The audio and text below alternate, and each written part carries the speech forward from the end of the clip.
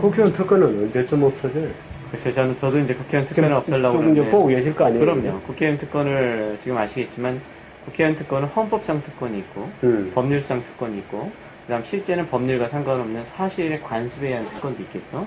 세 가지 단계 있는데, 헌법상 특권에서 사실 가장 없어져야 되는 게 불체포와 면책 특권. 최근에도 지금 어떤 사람이 구속영장 뇌물 받으니 뭐니 논란의 여지가 있는데, 뭐 정두원하고 네, 또 뭐 이상득 의원, 또 뭐 민주당 박주선인가요? 그렇죠. 아니요, 박주선 의원도 있고, 지금 또 박지원 원내대표도 있죠.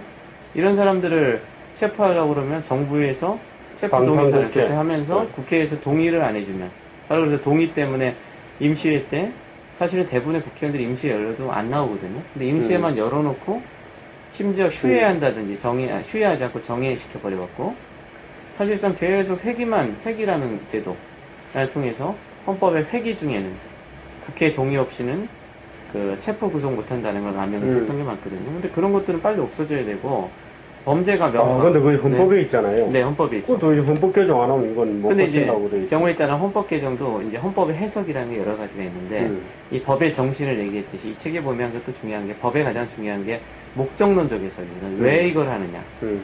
즉 말하자면 불체포 특권에 같은 경우 하는 이유는 행정부의 부당한 개입으로부터 이걸 지켜줘서 국민의 의사를 반영시킨다는 건데, 근데 문제는 행정부의 부당한 개입이 아니라 올바른 개입조차도 막는다. 그럼 오히려 사실 독재자로부터 그렇죠. 국민의 대표를 보호한다는 논리인데, 그렇죠. 거꾸로 이게 독재자가 아니라 국회의원들이 권리 남용을 하고 국회의원 자격을 박탈해야 될 만한 행동을 했는데도 불구하고 보호한다. 부패 독직 뭐 그렇죠. 이건 안 되는 거죠. 그래서 법의 본로의 목적에 비춰가서 현행 헌법의 해석도 그런 분들에게는 되도록이면 체포 동의를 국회에서 동의를 의무적으로 해줘야 된다. 물론 이제 그 전제 조건에 이제 확실히 명백한 증거가 있다든지 뭐 이런 것들, 그 다음에 이제 뇌물 관련된 이런 것들은 사실상은 논란의 여지가 있더라도 일단은 객관적 증황이 있다면, 더구나 지금 이때 기본적으로 구속영장이 그냥 나오는 게 아니라요, 검찰이 남용을 하고 싶어도 법원에서 한 번 더 점검이 되거든요.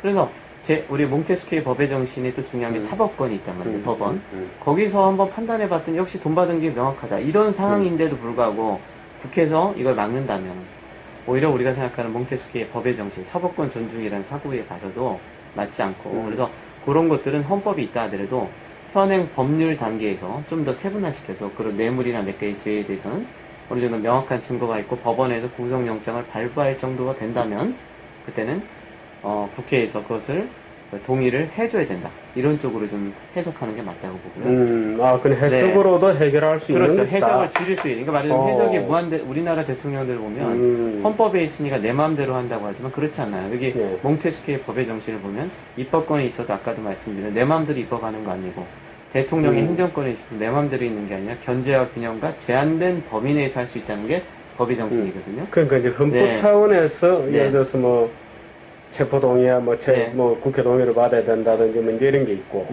또 이제 법률 차원에서의 특권이 있고, 그렇죠. 그다음에 사실상 특권이 있고요. 국회에서 자기 마음대로 만드는 것도 있어요. 그렇죠. 뭐 별로 뭐 법적 근거도 없어 보이는데 뭐 사무처에서 돈 주는 것도 있고 뭐. 그렇죠. 그래서 대표적인 게 저도 이제 항상 문제 삼았던 게 국회의원 연금제도. 최근에 이제 그 뭐 한나라당이나 백몇십만 원. 그렇죠. 백몇십만 원 죽을 때까지. 그렇죠. 그다음에 이제 또 최근에 또 문제가 되는 게 법률 단위가 겸직 금지의 범위.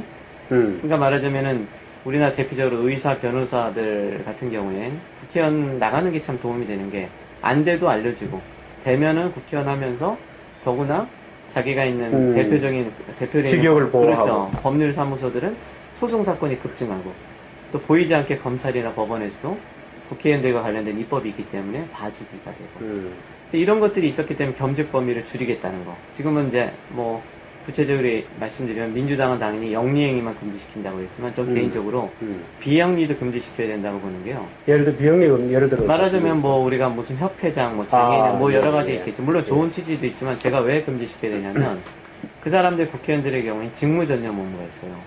입법을 만드는데 전념해야 되는데 이제 가지가 수많은 걸 다 한단 말이죠. 그럼 이게 한 인간이 수많은 일을 다 할 수가 없어요. 그래서 사실은 몽테스키의 법의 정신도 권력을 또 쪼개놓은 게 한 인간이 아까 원님 행정 얘기했듯이 입법 행정 사법을 다 할 수 있으면 좋겠지만 불가능하거든요. 현실이. 그래서 쪼개놨듯이 그런 것 갖다 우리 법에서 법의 직무전념 의무라고 하는데, 아니 국회의원이 법을 만들기도 바빠서 힘들 판에 미국 국회의원들은 막 뛰어다니거든요. 점심시간에도 시간 부족할 정도로 밥 먹자 막 뛰어나서 법을 만들고 이래도 부족할 판에 지금 무슨 영리는 말할 것도 없고 비영리 수많은 데서 다니면서 얼굴마당 얼굴 찍고 우리나라 국회의원들이 뭐 기본적으로 마당발 증후군 그렇죠. 마당발이죠. 근데 그건 뭐냐면 마당발들이죠. 예, 진짜 그야말로 비영리를 한다고 해서 비영리가 아니라 알고 보면 자기 재선을 위해서 자기 나오바리를 소위 말하는 거죠.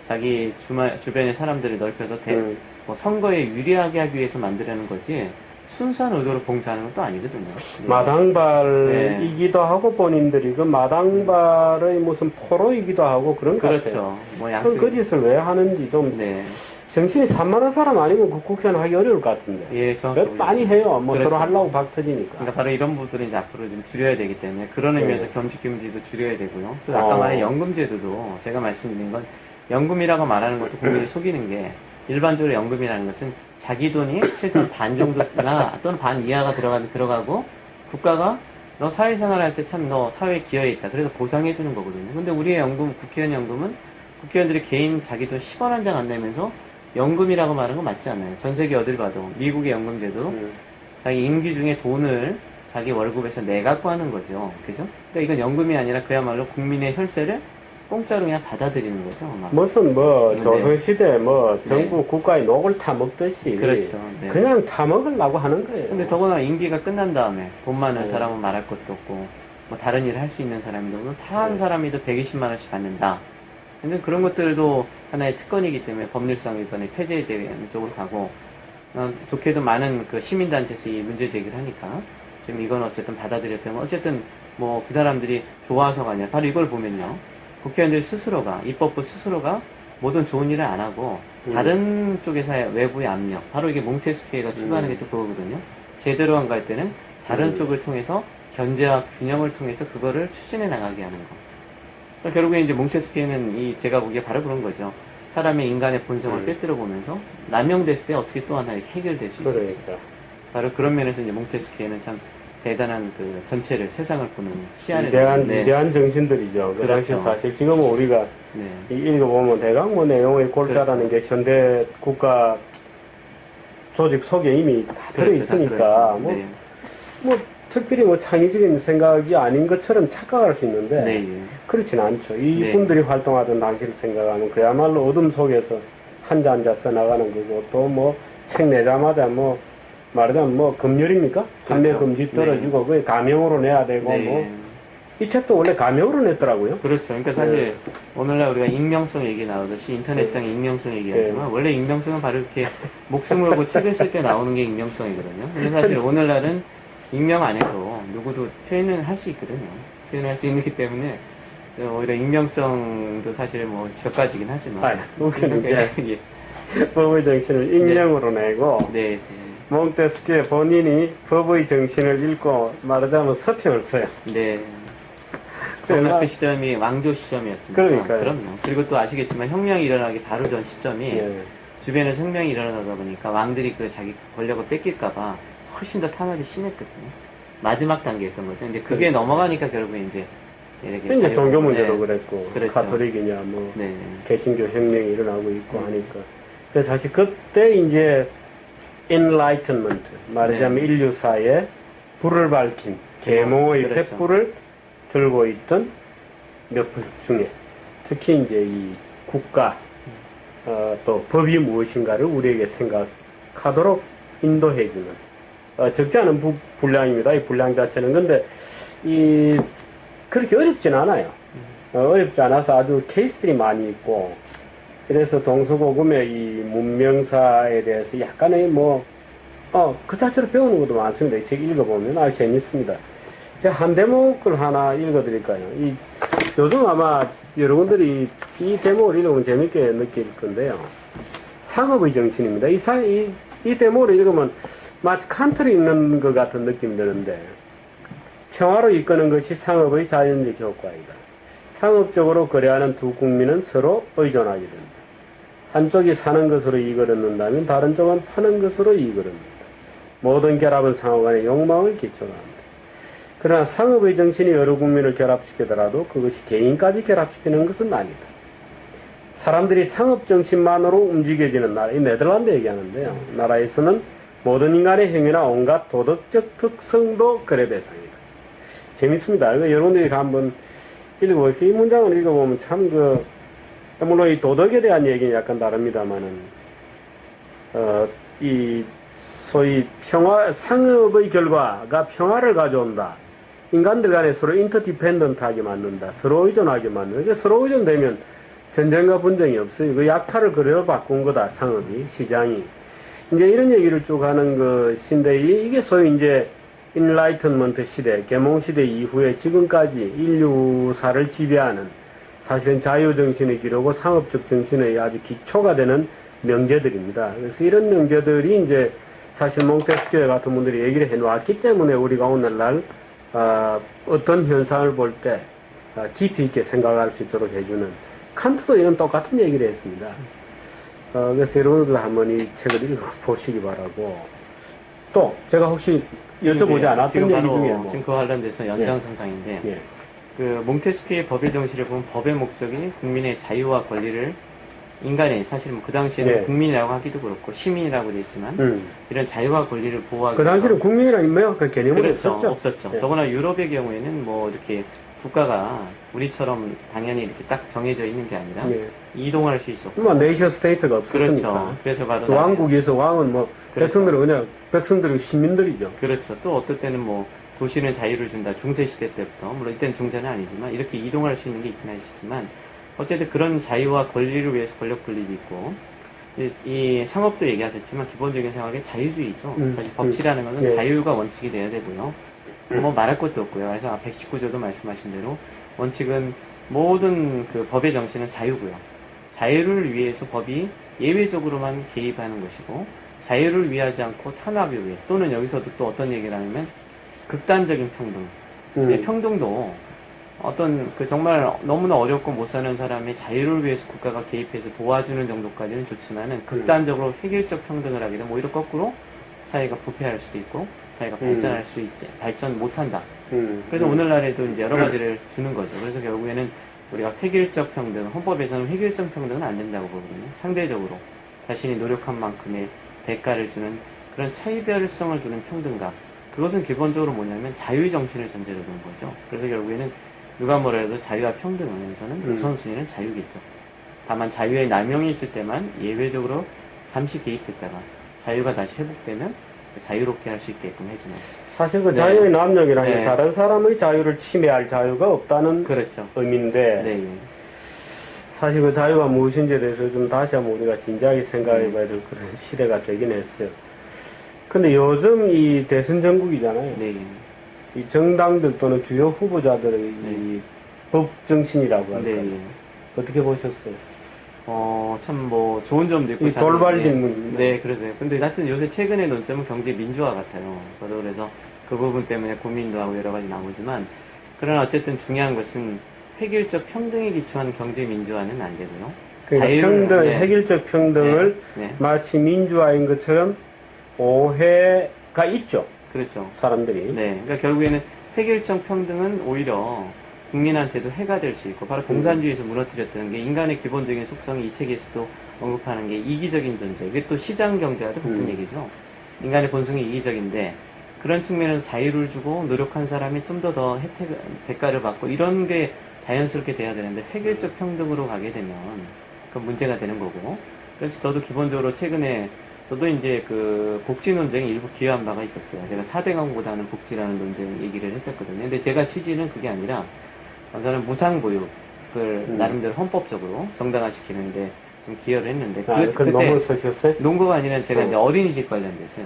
그래서 했던 건데, 그거는 제가 다른 의미로 했던 게 아니라, 그때 어린이집 이런 걸 쭉 보니까 사실 우리나라가 인구가 줄어들고 있는 상황에서 인구라는 건 참 국가의 존립의 근거고, 일본도 과거에 우리나라 못지않은 원초적 그렇죠. 조건이죠. 그렇죠. 이거는 사실은 단순한 뭐 이념 논쟁을 통해서 존립과 관련된 문제이기 때문에 당연히 이건 있어야 되는 문제. 그래서 그걸 위해서 국가가 이제 도와주자. 그러나 이제 그럴 때 얘기했을 때 저도 헌법에 보면 무상교육이라는 게 있어서 무상교육을 했지만, 그때 무상교육이라는 것은 획일적으로 누구나 다 돈 있고 없는 사람 다 가져가라는 게 아니라 좀 약간 어렵고 애 키우기에는 애를 키우자니 경제적인 능력이 안 되고 그거에 의해서 맞벌이 부부해야 되고 맞벌이 부부하고 나니 애를 낳아도 키울 수 없는 이런 상황을 해결하기 위해서 이런 사람들을 보호해주기 위해서 제한적 무상교육을 제가 얘기했던 거였거든요. 근데 오늘날은 제한적 무상교육이 아니라 누구나 다 무상교육을 한다고 지금 가난한 사람뿐 아니라 돈 많은 사람들 획일적으로 받아가는데 이건 사실 좀 뭔가 좀 잘못된 것 같아요. 그리고 사실 무상이라는 건 잘못됐던 거죠. 제가 또 헌법을 하지만 재정법을 하지만 무상이라는 건 있을 수가 없는 게 결국에는 예산을 쓰게 되면 그 예산의 원천은 세금이고 누군가의 세금이 그렇죠. 그다음에 세금이 지금 세금으로 안 쓰면 또 하나는 국채, 돈을 빌리는 방법밖에 없고요. 그러나 국채는 기본적으로 아시겠지만 현재로서는 국민의 혈세가 들어가지 않지만 시간이 지나면 또 그건 다시 국민의 혈세 또 메꿔야 되거든요. 다음 세대로부터 빌려서 그렇죠. 이자까지 꿔 쓰는 거죠. 그렇죠. 이자까지 더 물른 혈세이기 때문에 그 사람들한테 물어보지도 그렇죠. 않고. 그러니까 저는 이런 획일적인 무상 논쟁은 저도 사대강보다 복지 얘기할 때는 이런 어떤 그런 물적인 데 투자하는 시기보다는 인간에 투자하는 게 맞지만 그렇다고 해서 지금처럼 획일적인 아까 말한 획일적 평등의 처해 이렇게 가게 되는 것은 사실은 돈 있는 사람들 주변에 저도 물어보면 하는 말이 더 좋냐 나쁘냐 하면 좋다는 거예요. 왜 좋냐 하면 돈이 적게 들고 그 돈 가지고 외식이나 다른 거 쓸 수 있다는 건데 근데 그 사람들이 그렇게 하게 되면 세금 나가는 거 생각 안 하나? 그렇죠. 나중에 자기 세금으로 또 나가게 될 텐데 결국엔 이거는 내가 보기엔 조삼모사라는 거죠. 결국에는 그렇죠. 당장은 그렇게 하지만 나중에는 어쨌든 이자까지 붙여서 빼게 되기 때문에 전면적인 누구나 다 하는 무상 논쟁은 이제는 정리를 해야 될 것 같고 다른 나라도 이 부분은 어느 정도 정리가 돼 있는 거잖아요. 그래서 그런 부분들처럼 획일적 평등에 기초한 뭔가를 이렇게 하는 것들은 이제는 지양해야 되고 구체화시켜서 과연 구체화시켜서 세분화시키고 이런 것 중에서 어느 걸 지원해주고 어느 걸 하지 말아야 되는데 해야 되지 두리뭉실하게 가는 이런 현재 그 대선 공약은 일종의 국민 가지고 사기치는 거 아닌가 저는 그런 생각이 들거든요. 그런 부분들은 한번 좀 정리가 돼야 된다 이런 생각이 그런데 우리가 평등 얘기할 때요 대부분의 사람들이 네. 잘못 얘기하는 것 중에 하나가 야 평등을 이제 이런 거예요. 야 평등 주장하다 보면 가난의 평등이 있을 뿐이다 이렇게 얘기하잖아요. 근데 그렇지 않습니다. 절대로 가난의 평등이 존재하지 않습니다. 제가 이 명색이 모스크바 특파원 출신이잖아요. 가난해지는 것은 맞는데요. 가난한 상태라도 평등해지느냐 천만의 말씀입니다. 시장 경제 질서를 받아들이지 않고 결과적 평등을 요구하는 사회가 되면 결국에는 시장의 공정 투명한 경쟁이 없어지는 대신에 은밀한 경쟁이 독버섯처럼 번져나가요. 경쟁이라고 은밀한 경쟁, 그 약탈적 거래, 자기들끼리 하는 거, 뭐 당간부, 뭐 말하자면 당간부 사돈의 팔촌. 예를 들어 지금 북한이 다 가난할 것 같죠. 천만의 말씀입니다. 그 당간부나 이런 친구들은 돈 많을 겁니다. 중국 보세요. 중국은 뭐 공산주의 아직 하고 있지만 뭐 내용을 먹었다면 뭐 1,000억, 2,000억 단위가 지금 나오잖아요. 되게 그렇게 되지 않습니다. 가난의 평등은 될 거다 하는데 천만의 말씀입니다. 가난의 평등 되지 않고요. 국민 대부분은 가난해지고 오히려 지연, 혈연, 학연, 부패 이런 인간 예를 들어 모스크바 대학 나온 동창들끼리 뭐 물물교환하는 거예요. 그래서 그런 경제로 돌아갑니다. 그래서 사람들이 흔히 이제 가난한 사람들이 부추기죠. 야, 뭐 같이 못 살면 그만 아니냐. 뭐 내가 뭐 더 못 살면 뭐 내가 더 못 살아지겠어? 뭐 이런 식으로 생각하고 뭐 문성건이 같은 친구들이 무슨 밀란을 벌이자 뭐 말하자면 이런 얘기까지 하고 있는데 생쇼하는 거예요. 그거 가보세요. 가보면 가난의 평등조차도 없는 겁니다. 근데 사람들이 그 착각하죠. 그래서 참 걱정돼요. 죄송하지만 또 원칙적으로 저도 평등도 자유를 위한 거기 때문에 지금 말씀하신 대로 결과적 평등 얘기하신 대로 우리가 말하는 평등 기회 평등이거든요. 사실 그렇죠. 공정한 룰을 자유로운 그게 평등한 그렇죠. 자유로운 기회를 주고 결국 자유가 주어졌다는 게 이제 평등한데 다만 이제 제가 하나 또 우리가 항상 어려운 것 중에 하나가 그럼에도 불구하고 낙오되는 자도 있잖아요. 그럼요. 그렇죠. 그 부분은 또 국가가 또 사회적 구조나 복지는 그렇죠. 인간 본연의 그거거든요. 그렇죠. 그래서 그건 아주 자연스러운 거죠. 그렇죠. 그래서 뭐 근데 이제 물론 개인 차원에서 복지 예를 들어서 타인을 도와주는 것이 가장 자연스럽지만 예를 들어서 이제 거대 국가 또 이 메트로시티에서는 누가 어떤 상태인지 모르기 때문에 국가가 말하자면 개인으로부터 위탁받은 권한에 의해서 말하자면 가난한 낙오자들을 보살피는 시설을 유지하고 예산을 배정하고 공동으로 십시일반으로 막 성금을 내고 이제 그게 세금의 형태로 되었건 아니면 다른 부조 형태가 되건 간에 그 사회적 부조가 가고 하는 거는 뭐 그 인간 사회에서 자연스러운 거죠. 근데 이제 그걸 말하자면 무한 확장해서 뭐 모든 자가 다 돈 걷어서 같이 나눠 먹자 이렇게 가면 이게 이제 필연적으로 말하자면 결과적 평등을 요구하는 사회가 되기 때문에 이제 걱정이 될 뿐인데. 그래서 우리 법치주의에서도 기회 균등을 얘기하는 거죠. 기회를 자유롭게 주어주고. 그렇습니다. 경우에 따라서 이제 돈이 없거나 우리 헌법의 정신을 뭐 추가로 말씀드리면 기본적으로 돈이 없거나 이런 사람들이 선거하는 데 지장이 있을 수 있기 때문에 교육을 국가가 좀 많이 도와주고 예. 뭐 이렇게 보완해주고 이게 교육 뭐 이런 데 될 수도 있어요. 네, 그렇죠. 뭐 네. 몽테스키의 지식이 네, 종교, 교회, 종교, 뭐 상업, 네. 뭐 네. 교회, 뭐 근데 다만 이제 이 책 중에 하나 딱 못 꺼내주는 게 하나가 있는데요. 노예제 부분이 이건 뭐 농담 비슷하게 하는데 노예제를 보니까 흑인의 노예제는 지극히 당연하다. 흑인 사람들은 마치 정신이 없는 것처럼 그러니까 흑인에게는 영혼이 없다. 그렇죠. 이렇게. 예, 그거를 빼고는 나머지 부분은 아마 그 당시에 어떤 한계였다고 봐야죠. 그렇죠. 이제 그런 한계는 있었습니다만 그걸 제외한 나머지 부분은 오늘날까지도 사실 봐도 야 참 대단하다. 아니 그 당시 서구의 문명 국가에서 태어난 지식인이 아마 그야말로 야만적 상태 또는 전혀 어떤 문명의 어떤 구조물 말하자면 도시라든지 법이라든지 질서라든지 이런 개념 없는 말 그대로 원시, 소규모 원시 부족, 점점이 흩어져 있는 아프리카의 숲속에 점점이 흩어져 있는 노예들을 접했을 때는 충격을 받았을 겁니다. 그럴 수도 있죠. 지금은 이제 우리가 그걸 문명사적으로 예를 들어서 인류의 다양한 인종의 진화의 어떤 결과나 또는 어떤 뭐 말하자면 그 뭐 역사의 아주 짧은 시간에 일어난 일이라는 것을 이해를 하니까 괜찮은데 아마 처음에 그 접했을 때는 충격을 받았을 겁니다. 그럴 수도 있겠죠. 그러다 보니까 자기는 이제 편견이 좀 있다고 봐야 될 거고, 그거야말로 아마 누구든지 읽어보면 이해가 될 겁니다.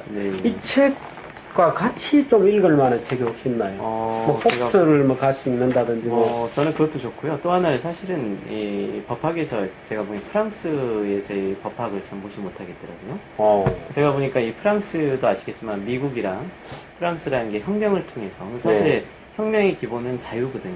그렇습니다. 그러니까 사실 자유를 통한 하나의 그 사회 외침인데 그런 거 보면서 저는 이거 외에도 루소 얘기도 한번 좀 말렸으면 같은 뭐 홉스나 뭐 다른 나라도 뭐 칸트라든지 사실 그 당시에 정말 뭐 불꽃들이 대단했죠. 지성의 그렇죠. 불꽃이. 네. 근데 그게 바로 추구하는 핵심에는 바로 자유였던 거죠. 그래서 결국에는 제가 보기에는 그런 면에서는 제가 뭐 추천을 해드릴 만한 능력은 안 되지만 된다면 루소의 책이라든지 루소에 대한 자유 정신이라든지 뭐 이런 것들을 한번 좀 해주시는데 이것도 같은 뭐 몽테스키의 이게 몽테스키의 법의 정신인데 옛날에 나온 거예요. 옛날에 발행된 거고 아마 이 중에서 일부가 조금 그 번역이 좀 줄어들었거나 그죠? 네, 좀 많이 거의 비슷하죠. 거의 비슷한데 단 이거는 좀 더 내용이 더 직역에 가깝다면 이거는 조금 줄여놓은 게 있는 것 같아요. 뒤에 이제 각주들이 다 포함되어 있고 각주까지 포함되어 있고 옛날에 이렇게 두껍게 나왔어요. 그럼 지금 이제 그래도 좀 읽기 좋게 디자인도 잘 되어 있고 책 넘기기도 좋고 그렇습니다. 자, 오늘 이 법의 정신 몽테스키의 본명이 굉장히 길어요. 몽테스키 이름이 아마 뭐 영어 알파벳으로 하면 한 뭐 50개, 60개 정도 되는 것 같습니다. 이 이름이 몽테스키의 저는 이 몽테스키에 하면 저희 고등학교 때 사회 선생님이 생각이 나요.